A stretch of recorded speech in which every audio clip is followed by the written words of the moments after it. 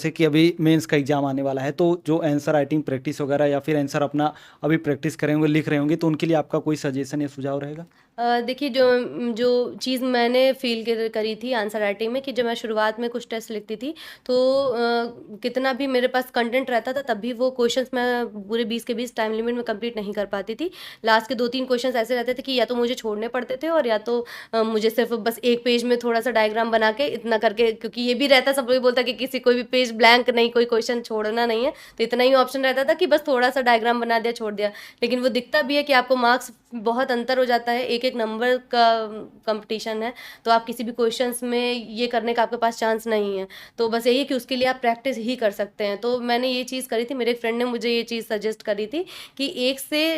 से 10 तक नंबर तक के क्वेश्चंस रहते हैं, वो शॉर्ट क्वेश्चंस रहते हैं थोड़े, तो उनमें से 1 से 5 तक के पहले करते थे और फिर 11 से 20 करते थे। जब वो 5 क्वेश्चन जो बचे रहते थे, उनको लास्ट में जो आधा घंटा बचता था, उसमें कवर कर लेते। तो ये चीज़ मुझे हेल्प करी और जब मैंने ये चीज़ ऐसे करनी शुरू करी तो मेरा पेपर टाइम पे ख़त्म भी हो जाता था, क्योंकि ये रहता है कि जो लास्ट 11 से 20 क्वेश्चंस रहते हैं वो बहुत एनालिटिकल क्वेश्चन रहते हैं और लास्ट में जब टाइम कम होता है आपके पास तो आप उनको बहुत अच्छे से प्रेज़ेंट नहीं कर सकते। और अगर कम टाइम में ही आप 5 से 6 से 10 तक नंबर तक के क्वेश्चंस अगर आप अटेम्प्ट करते हो, तो उसमें कम लिखना रहता है और उसमें कहीं न कहीं टू द पॉइंट चीज़ें पूछी जाती हैं, तो कम टाइम में भी आप वो वाले क्वेश्चंस कंप्लीट कर सकते हो। तो जो बच्चे अभी इस बार अपीयर होने वाले हैं मेंस में, तो मैं उनसे कहूँगी कि अगर आपके साथ ये प्रॉब्लम हो रही है कि आपका टाइम लिमिट में चीज़ें नहीं, क्वेश्चन कवर कंप्लीट हो पा रहा है, तो आप एक बार ये ट्रिक आप देख सकते हैं कि आप जो 6 से 10 नंबर तक के क्वेश्चन है वो बीच में स्किप करके आप बाद में करें, तो शायद आपके लिए ज़्यादा बेटर रहेगा, क्योंकि मुझे इससे हेल्प मिली थी। और दूसरी चीज़ कि आप प्रेजेंटेशन पे अपने बहुत ध्यान दीजिए कि आप वही चीज़ें लिखेंगे, आप वही चीज़ें, लेकिन जब आप उसी चीज़ को आप थोड़ा सा फ्लो चार्ट, डायग्राम या मैप्स के थ्रू जब आप दे देते हैं तो वो ज़्यादा इफ़ेक्टिव रहता है और उसका मार्क्स भी आपको देखने को मिलेगा। और जो चीज़ें जहाँ मैप की ज़रूरत है आप वहाँ पर मैप ज़रूर यूज़ करिए। अगर यूपी का कोई क्वेश्चन है, इस बार तो यूपी के पेपर नए अलग से लग गए हैं, और तो उसमें भी जब फर्स्ट जीएस 1 में जब यूपी का पूछता था आर्ट एंड कल्चर से या और भी चीज़ें हिस्ट्री का, तो आप वहाँ पे भी यूपी का एक मैप जब आप बना के दे देते हैं तो एक ये ओवरव्यू मिल जाता है कि आपने इस पूरे क्वेश्चन में क्या लिखा है। जब आप मैप दे देते हैं तो वहाँ पर समझ में आ जाता है कि हाँ मेन बॉडी में क्या चीज़ें लिखी गई हैं। तो जहाँ मैप का यूज़ जहाँ आप कर सकते हैं वहाँ मैप करिए। और डेटा पॉलिटी के जैसे क्वेश्चंस हैं,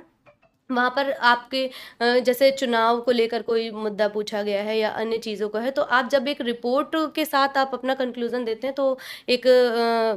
ज़्यादा उसको ज़्यादा इफ़ेक्टिव रहता है उसका कंक्लूज़न। तो कोई भी और सोसाइटी के क्वेश्चंस में आप जब डेटा से, आप कोई डेटा से शुरू करिए, तो जो भी क्वेश्चंस पूछा है आप उसमें आप बता पाते हैं कि हाँ, आप जो अपना व्यू दे रहे हो वो आपके पास उसका डेटा है। तो यही जो छोटी-छोटी चीज़ें हैं, तो ये लगता है मुझे कि क्योंकि देखिए जो मेन स्टैटिक जो रहता है वो सेक्शन सब लोग वही लिख रहे हैं। बिल्कुल। कुपोषण है, बेरोज़गारी है, सब लोग वही लिख रहे हैं। बेरोज़गारी के कारण सब वही लिख रहे हैं, मुद्दे वही लिख रहे हैं, जो सरकार प्रयास कर रही है वो भी सब वही लिख रहे हैं। बस अंतर ये हो जाता है कि आप वो उसको कितना अच्छे से प्रेज़ेंट कर रहे हो, या आप कोई बहुत अच्छा डेटा दे रहे हो, या सुझाव आपके बहुत अलग, सुझाव से आप अपना आंसर अलग कर सकते हैं। तो यही चीज़ है कि आपको ये दिमाग में होना चाहिए कि हर क्वेश्चन में आपकी ये कोशिश होनी चाहिए कि मैं क्या अलग पॉइंट दे दूँ। अगर आपके पास कोई अलग-अलग स्टेट का कोई मॉडल है, कोई कोई स्वास्थ्य पे या खाद्य सुरक्षा पर या अन्य चीज़ों पर काम कर रहा है, तो आप उसको साइड में पूरे उसके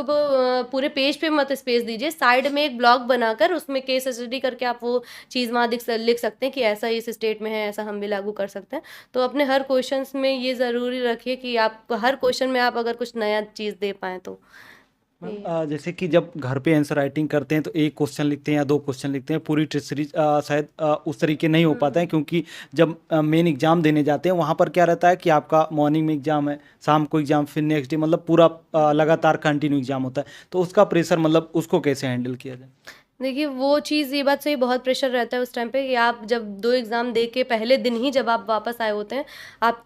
इतना शरीर थक चुका होता है कि कुछ समझ में नहीं आता है कि आप नेक्स्ट डे, तो उस टाइम तो लगता है कैसे देंगे अगला एग्ज़ाम। बस यही है उसके लिए कि बहुत पैनिक नहीं होइए, जितनी आपको पढ़ाई करनी होती है सब हम लोग राइट। पहले कर चुके होते हैं। आप इस चीज़ के लिए श्योर रहिए। उस टाइम ये भी लगता है कि मेरे दिमाग में कुछ नहीं है चीज़ें, या मैं चीज़ें भूल गया हूँ, डेटा भूल गया हूँ। ऐसा नहीं होता है। जब आप अच्छे से ऑनेस्टली आप पढ़ाई कर रहे होते हैं तो वो चीज़ें वहाँ पर देख के याद आती आती हैं, अगर आपने कोई भी डेटा, कोई भी चीज़ें अगर आप वो चीज़ प्रैक्टिस कर चुके हो पहले किसी आंसर राइटिंग में, तो बिल्कुल वहाँ याद आता है। तो बहुत पैनिक नहीं होना उस चीज़ के लिए, बस आप आइए, आराम से रेस्ट करिए, अपनी नींद पूरी लीजिए, सबसे बड़ी बात है, क्योंकि जब आप अगर नींद आपकी पूरी नहीं है एग्ज़ाम के बीच में, तो अगले दिन आप अपना अच्छे से वहाँ लिख नहीं पाएँगे, आपको उतना दिमाग उतना अच्छे से नहीं